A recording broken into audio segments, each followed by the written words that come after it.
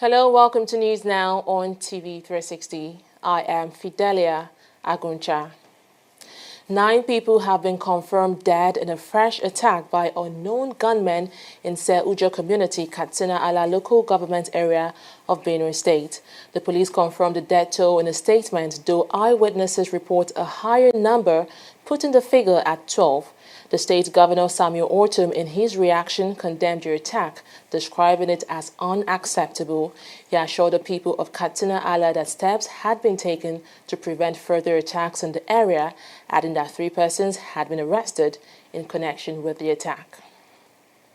Moving on, the national chairman of the All Progressives Congress, Adams Oshiomhole, is insisting that Bukola Saraki must be impeached as Senate president. Oshiomhole made a demand at a press conference in response to Saraki's World Press Conference after the DSS siege on the National Assembly complex. Oshiomhole alleged that the Senate president betrayed the APC by illegally defecting from the party. He further accused Saraki of putting himself first before Nigerians, while also claiming that the Senate leader was always trying to create division in the APC.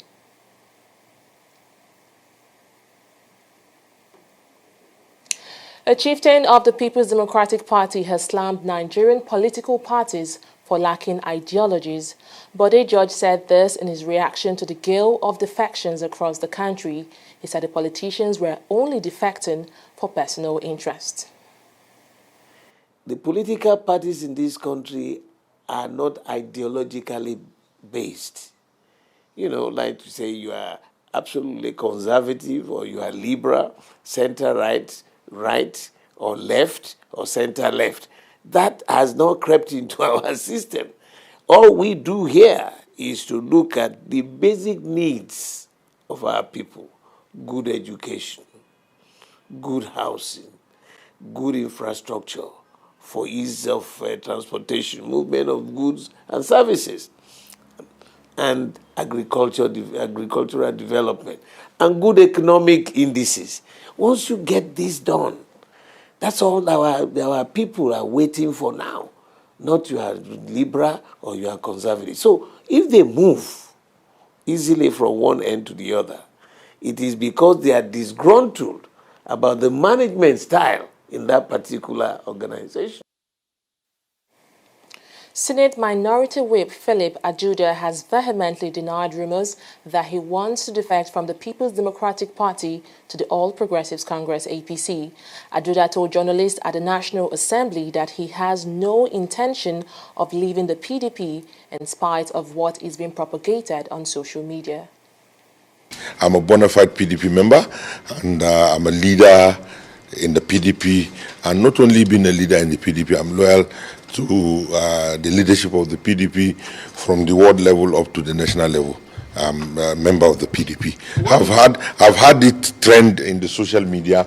I've had all sorts of stories. People have called me from all over the world, and in fact, indeed, my constituency and the country at large. I want to thank those who have expressed concern about my political career and political future, to say that we must continue to build institutions, not only institutions, party. We must continue to have ideologies that can build institutions and parties, and as such, my ideology is with the PDP, and I'm still a member of the PDP. In other news, the Inspector General of Police, Ibrahim Idris, has accused the former Director General of the Department of Security Service, Lawal Daura, of gross violation of the Nigerian Constitution in Tuesday's barricade of the National Assembly. The IG made this accusation in a report in the incident prepared for for acting President Yemi Osinbajo. Idris said Daura was working for some politicians for selfish interest. He, however, did not name their accomplices. Now, the police chief added that Daura did not consult with other security agencies before ordering the siege and questioned the validity of a security report that allegedly anticipated a violence at the parliament. Meanwhile, the acting chairman of the Department of State Services, Matthew Sheyafa, is seeking the cooperation of all stakeholders as he moves to rebuild confidence after the siege on the National Assembly complex. Sheyafa made a plea at his maiden press conference, where he also assured of his commitment to ensuring the rights of all Nigerians are protected. He also assured that the DSS will not be partisan in the discharge of its duties. Even in the open media, you've also had reports about people asking questions about or expressing anxiety about intelligence gathering. It has been an issue, intelligence gathering.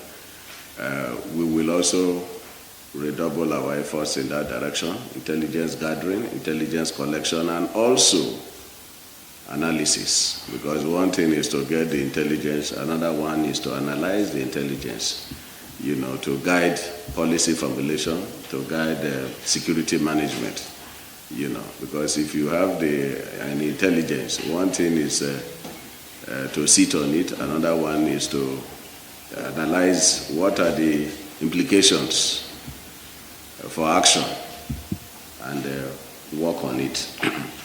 And I want to emphasize that we will partner with all stakeholders. That is another, from the public space, that's another concern that has been expressed. At times is overstated, but it's a concern nonetheless about whether the agencies are working together,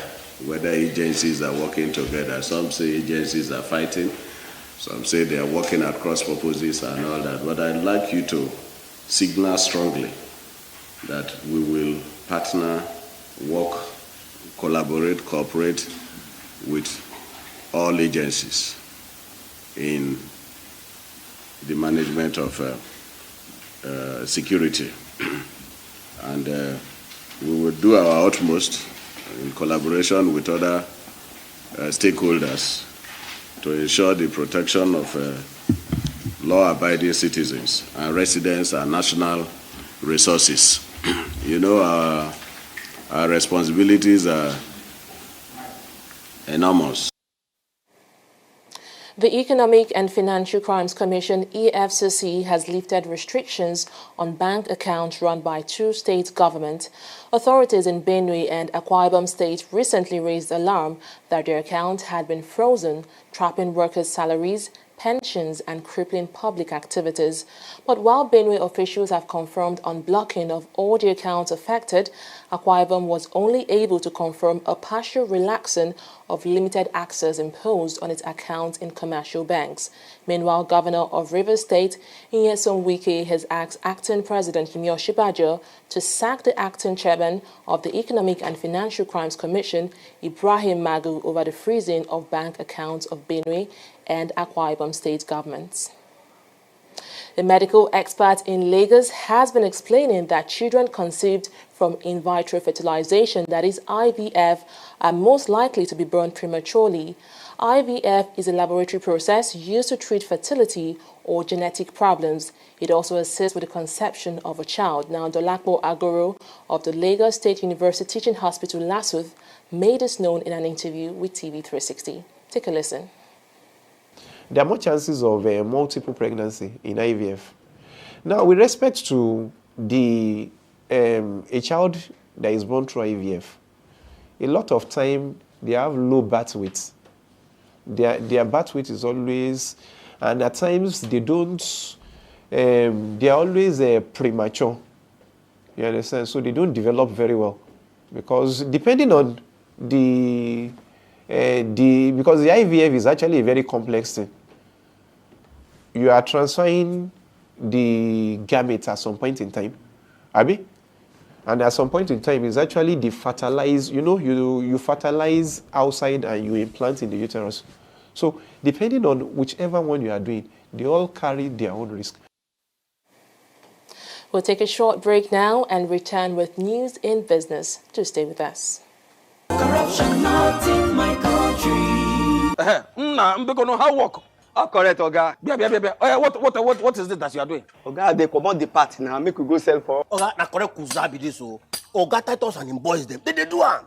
They will come out the original parts, sell them, make plenty kusa. No wonder our customers bring the generator back to our workshop because they're bad. And not because of stuff. Now because they overuse the generator. Plus say NEPA no they give them electricity. Before I open my eye, Makachuku look at my talk in the heaven. Replace this original generator parts back inside this generator of my customer. In short, before we do am, frog jump. One. Frog jump. 1, 2, 1. Stealing of generator parts or changing of original parts to a fake one. That is the corruption.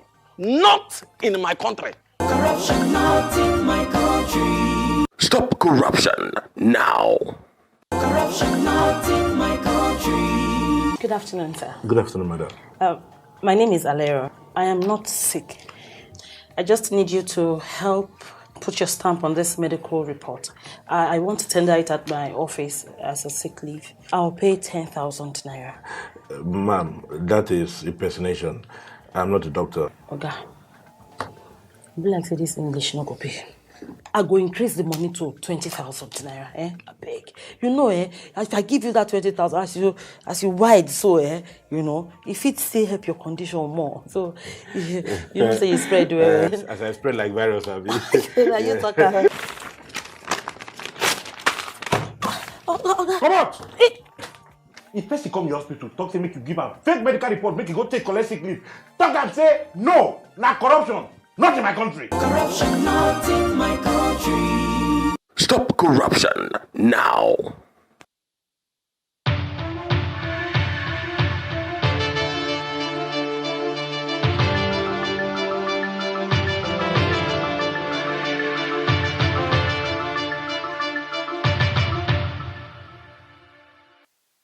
You're watching Business News Now. I am Anetta Felix. Nigerians above 18 with a steady paycheck will now be able to access up to 5 million naira housing loan from the Federal Mortgage Bank of Nigeria without equity contribution. According to a statement by Zubaida Umar, the revised requirements are a 100% reduction in the equity contribution required of beneficiaries. Previously, beneficiaries had to contribute 10% to access up to 5 million naira loan, 20% on 10 million naira loan, and 30% to access 50 million naira loan.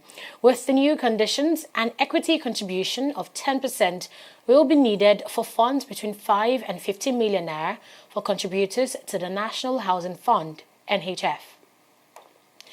The Nigeria Sovereign Investment Authority, NSIA, has paid 417.46 million naira to Nigeria Bulk Energy Trading Company, NBET, to develop the electricity market. Titilope Olubiyi, NSIA Communications Advisor, said this following the expiration of a 4-year investment agreement term. The funds were transferred in 3 tranches with $8 million paid on May 2016, $5.5 million in August 2016, and the last in July 2018 with $403.96 million. Managing Director of NSIA, Uche Oji, said the authority had accomplished its goal of enhancing NBET's liquidity position while enabling the company to focus on its principal function of developing the electricity market. Oil prices dipped on Friday on worries that an escalating trade dispute between Washington and Beijing will stall economic growth and demand for fuel. Front-month Brent crude oil futures were at $71.88 per barrel, while U.S. West crude futures were down by 22 cents at $66.59 a barrel. Prices also eased on a possible slowdown in economic growth due to escalating trade tensions. In the latest round of tariffs, China said it will impose additional tariffs of 25% on $16 billion worth of U.S. imports. The Nigeria Stock Exchange declined by 2.17% in key market indicators at the end of Friday's trading session. The all-share index closed at 35,445.47 basis points, with the market capitalization closing at 12.941 trillion naira. The percentage gainers for today are Mobile, International Brewers, Eternal PLC, and First Bank of Nigeria Holdings. Topping the percentage losers are Dangote Cement, Total Nigeria PLC, WAPCO, and Glasgow Smith. Recording the most traded shares for today are United Bank for Africa, Transnational Corporation, Cordeville, and Ondo PLC. A total of 192.995 million shares worth 2.032 billion naira were traded in 3,025 deals. And that's the latest in business now. We'll return shortly. Corruption not in my country. Good afternoon, sir. Good afternoon, madam. My name is Alero. I am not sick. I just need you to help put your stamp on this medical report. I want to tender it at my office as a sick leave. I'll pay 10,000 naira. Ma'am, that is impersonation. I'm not a doctor. Oga, be like say this English no go pay. I go increase the money to 20,000 naira. I beg. You know, if I give you that 20,000, as you wide so, you know, if it still help your condition more. So, you know, say you spread well. As I spread like virus, I'll be. You talk. Come out! If person come your hospital, talk say make you give am fake medical report, make you go take collect sick leave. Talk am say no, na corruption, not in my country. Corruption not in my country. Stop corruption now. Glad to have you back. At least 4 people, including 2 police officers, have been killed in a shooting in the eastern Canadian city of Fredericton. Police in the city said in a post on Twitter that the incident was under investigation and an arrest has been made. The police, however, gave no further details about the victims. Now, local media images showed emergency vehicles converged on a 3-lined residential street in the city. United States President Donald Trump has signed the Zimbabwe Democracy and Economic Recovery Amendment Act of 2018 into law, effectively tightening the noose on President Emerson Mnangagwa's government and dampening hopes of re-engagement to jumpstart the country's free-falling economy. The new law, which amends the Zimbabwe Democracy and Economic Recovery Act of 2001, effectively extends U.S. sanctions against Zimbabwe. Its signing follows the passing of Ajudar by the U.S. Senate and Congress last month ahead of Zimbabwe's July 30 polls. Now, Zimbabwe has been under U.S. sanctions since 2001, when the world economic giant imposed measures to punish former President Robert Mugabe's government for gross human rights abuses. And now moving on to sports. Competition at the International Table Tennis Federation stepped up a notch on Friday, with big guns Aruna Quadri and Segun Toriola taken to the court. Quadri won his own match in straight sets, while Toriola defeated China's Wang Zhenyang 4-2 in round of 64. Segun Toriola will be playing with his compatriot Omotayo Olajide in the men's doubles event on Saturday. Meanwhile, 2016 finalist Egyptian Asa Khalid defeated Nigeria's Abdullahi Abdulrahman 4-1 in his own game. Khalid will go face-to-face with Quadri in the next round. I tried to focus because I was leading from the beginning, but he was coming from behind. But so I tried to focus, to cool down my head, to cool down my brain, and to be focused. Because if I lose my focus, surely I will lose the match. Can't say if I can win or not, because table tennis is very very difficult to say. I don't think any player here can say that he's going to win this tournament. For me, is to keep on fighting and continue to the next round. Each round, so I have to keep on focused on fighting. I played this tournament like 3 or 4 times. One time I arrived the final. So I hope this year make good result also. I play Aruna Quadri next round, but I hope play good match and we will see. After a 13-week break, the 2018-2019 English Premier League season will kick off on Friday with Manchester United taking on Leicester at Old Trafford. United's squad is stretched through injuries and fitness issues, with returning World Cup stars heading into their first match of the season. Sergio Romero, Antonio Valencia, Marcos Rojo and Diogo Dalot are all ruled out through injury, as are Ander Herrera and Nemanja Matic. Manager Jose Mourinho has cut a frustrated figure in an unimpressive pre-season tour as United's transfer business stalled following their failure to sign any of their targets on deadline day. The Paris Appeal Court will re-examine the case against Real Madrid star Karim Benzema for his alleged role in the blackmail of fellow international Mathieu Valbuena on October 4. The hearing has been awaited since July 2017, when France's highest court, the Court of Cassation, annulled a Versailles Court of Appeal decision to send Benzema to trial for allegedly attempting to blackmail Valbuena over a sex tape, and ordered the parish court to review the original ruling. The affair began in June 2015 when Valbuena received a call from a blackmailer who threatened to release an intimate video public. For that, the news now on TV360, do visit our website at www.tv360nigeria.com for more updates and follow us across our social media platform. Our handle is TV360 Nigeria. Thank you so much for watching. I am Fidelia Aguncha. Bye for now.